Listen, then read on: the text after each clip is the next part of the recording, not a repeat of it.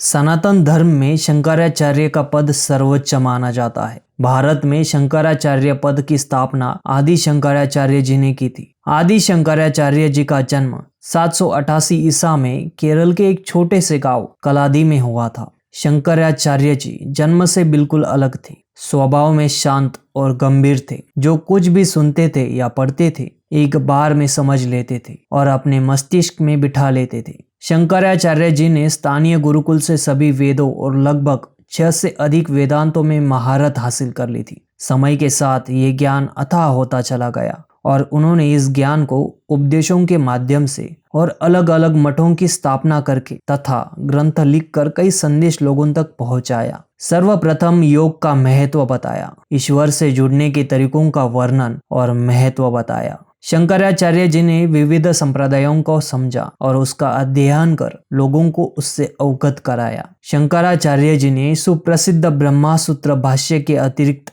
11 उपनिषदों और तथा गीता पर भाष्यों की रचनाएं की एवं अन्य महत्वपूर्ण ग्रंथों स्रोतों साहित्य का निर्माण कर वैदिक धर्म एवं दर्शन को पुनः प्रतिष्ठित करने के लिए अनेक श्रमण बौद्ध तथा हिंदू विद्वानों से शास्त्रार्थ कर उन्हें पराजित किया। आदि शंकराचार्य जी ने 4 मठों की स्थापना की थी। उत्तर दिशा में उन्होंने बद्रिकाश्रम में ज्योतिर्मठ की स्थापना की थी। इसके बाद पश्चिम दिशा में द्वारिका में शारदा मठ की स्थापना की थी। उसके बाद उन्होंने दक्षिण में श्रृंगेरी मठ की स्थापना की और अंत में उन्होंने पूर्व दिशा में जगन्नाथपुरी में गोवर्धन मठ की स्थापना की थी। उनके सबसे पहले 4 शिष्य थे और वे ही आगे चलकर 4 मठों के मठाधिपति बने। पहले पद्मपाद, दूसरे हस्तमलक, तीसरे मंडन मिश्र और चौथे तोटकाचार्य।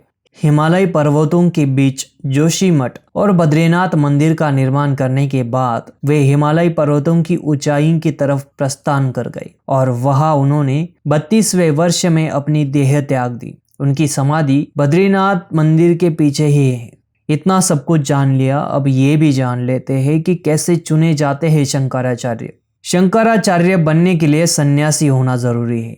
सन्यासी बनने के लिए गृहस्थ जीवन का त्याग, मुंडन, अपना पिंडदान और रुद्राक्ष धारण करना बेहद जरूरी माना जाता है। शंकराचार्य बनने के लिए ब्राह्मण होना अनिवार्य है।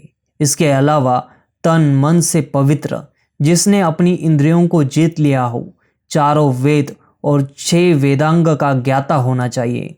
इसके बाद शंकराचार्यों के प्रमुखों आचार्य महामंडलेश्वरों, प्रतिष्ठित संतों की सभा की सहमति और काशी विश्वत परिषद की मोहर के बाद शंकराचार्य की पदवी मिलती है।